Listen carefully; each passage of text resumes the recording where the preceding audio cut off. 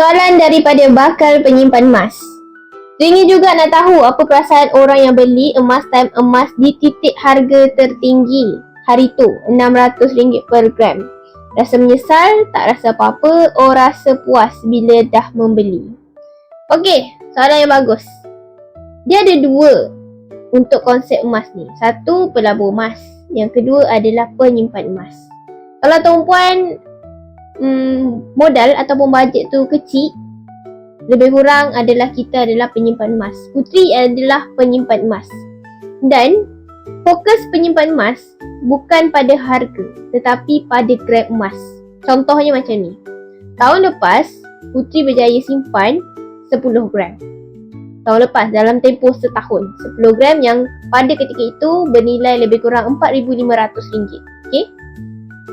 Pada tahun ni tuan-puan, pejam celik, walaupun belum end of year lagi, Putri dah berjaya achieve 17 gram. Ini yang Putri maksudkan, penyimpan emas fokus pada pertambahan gram emas. Tahun lepas dah ada 10 gram, tahun ni perlu lebih lagi. Okay? Macam mana, kenapa, bukankah harga emas tinggi, komitmen tak ada ke, dan sebagainya tu, itu adalah perkara yang nombor 2 dan ketiga.